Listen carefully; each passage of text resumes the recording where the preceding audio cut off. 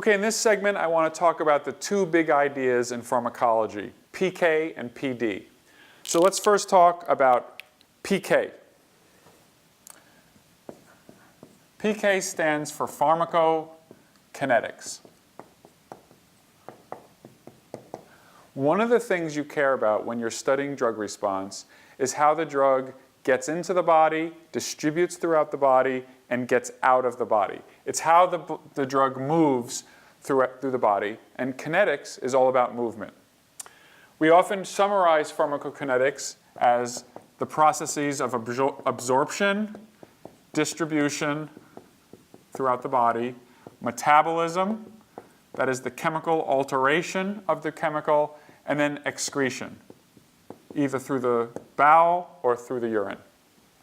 ADME, A-D-M-E, are the key things for pharmacokinetics.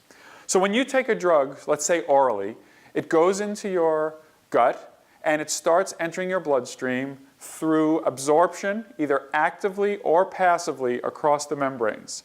So the absorption is going to involve transporter molecules or carriers, or it may happen passively by diffusion. There are genes, obviously, encoding these transporters and these carriers, and we'll get to that in a second. The other thing that will happen is that, by the way, when you take a drug orally and it goes into the gut, all gut blood flow out of the gut goes to the liver first. This is on purpose, because what this allows us to do is make sure that any foreign substances that you've ingested go to the liver first in case they're toxic. As I mentioned in other settings, the liver has all of these enzymes for detoxification. It would be bad if the bloodstream from the gut went throughout the whole body, because then you would get this first pass of toxic effects without a chance of detoxification. Fortunately, all the blood from the gut goes to the liver first, and the liver has the chance to detoxify before it then goes to the rest of the body. So then when it does go to the rest of the body, that's the process of distribution. And in general, the drug will go everywhere the blood goes. So this is not targeted. This is the drug distributing itself throughout the entire body. Some drugs are hydrophobic, and they will tend to go towards fat and be concentrated in fat. Other drugs are hydrophilic. They're comfortable in water. They will avoid fat, but they will achieve high concentrations in, for example, the extracellular fluid and the blood. Now, metabolism is what actually happens primarily in the liver, also in the kidneys, and it can happen anywhere. And this is, as I said before, the chemical transformation of the molecule from the version that you actually swallowed to versions that the body finds easier to excrete. This is interesting because metabolism can sometimes lead to inactivation of the drug. So you take the drug, it's active. The liver tries to get rid of it, but can't fully get rid of it, so some of it gets throughout the body. But the next time it passes through the liver, there's yet another round of metabolism, and slowly the drug goes away and becomes inactive because the metabolic processes are rendering it ineffective. Interestingly, there are other drugs that are activated by metabolism. Activated. So that's interesting because these drugs you take and they actually have no effect until the liver makes chemical changes to them, and then they become biologically active. Now, typically there will be additional changes to those compounds which will then eventually inactivate them. But often we call these drugs prodrugs because they're not drugs yet. They're almost drugs, and then they get activated by the metabolic systems, and then they get further inactivated by other metabolic systems. And then finally, they either get excreted into the urine or into the colon, and that's how we get rid of them. So when we talk about pharmacokinetics, we're always talking about a standard curve. And I want to draw you kind of what the curve looks like in general. This is time. And this is the concentration of the drug, D. Now, in the case of oral, you take the drug at this point in time, take drug, and it has 0 blood level, so this is the blood concentration of the drug. So it's at 0. But now it goes to the gut and it starts getting absorbed. And it'll be absorbed at a certain rate. And it would stop for a couple of reasons. All the drug is absorbed, or the metabolic processes kick in and start changing the drug to something else, and therefore its concentration goes down. So eventually it will reach a peak, and then it will start trailing off.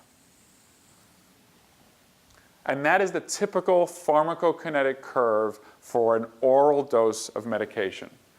Now, this is interesting because we see the rate of increase is going to be connected to the rate at which those transporters and carriers and diffusion can get the drug in.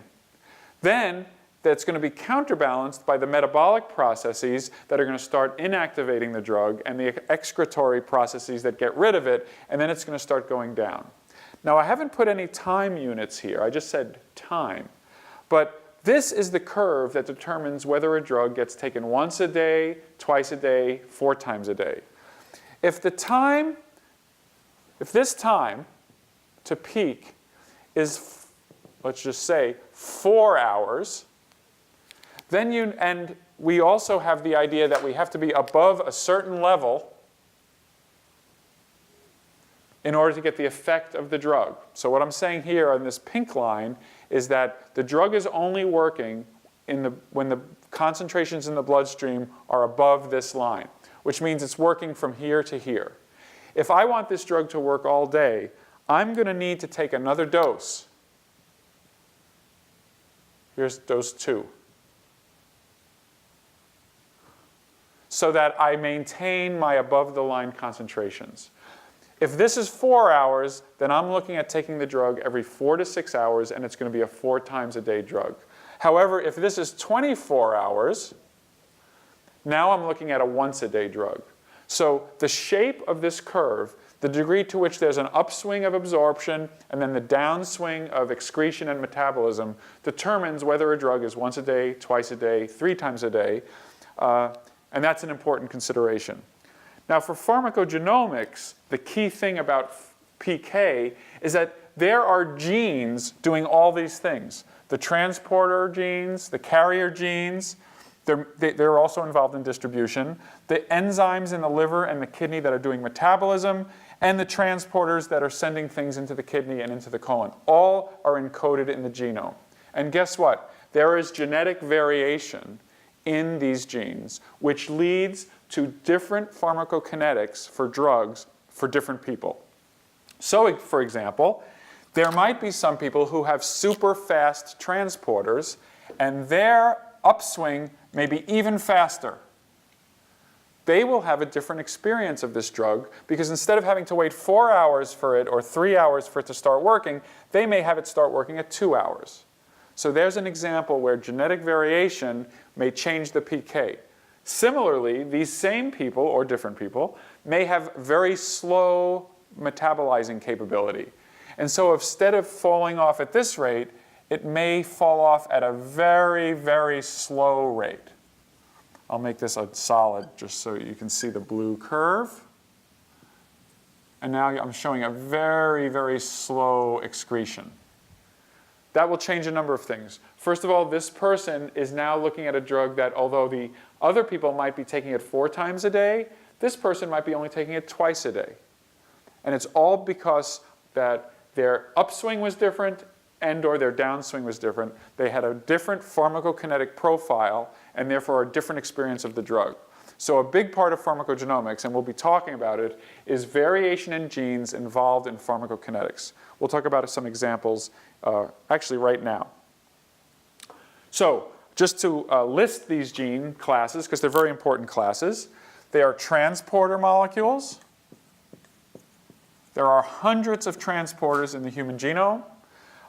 Many of them begin, their official gene name is ABC.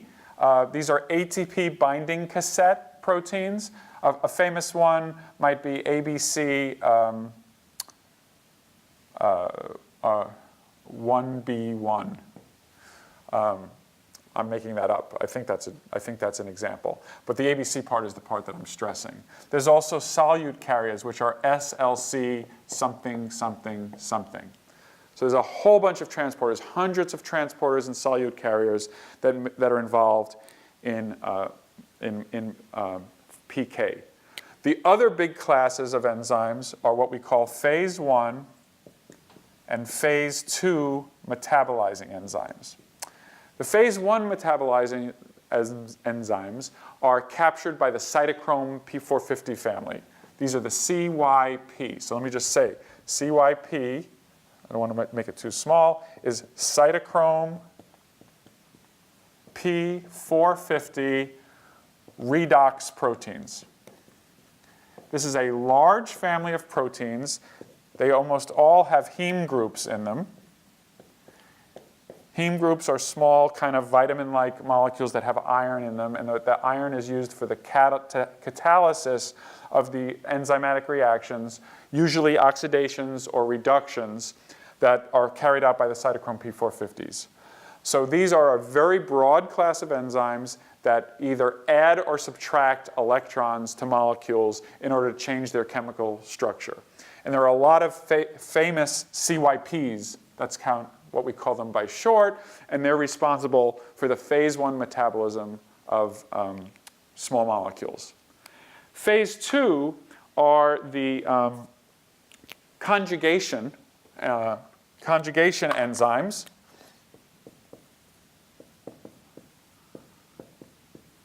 And these include mostly enzymes that add or subtract chemical groups to the small molecules in order to make them more soluble in water. So they might add methyl groups, they might add sulfate groups, they might add phosphate groups, they might add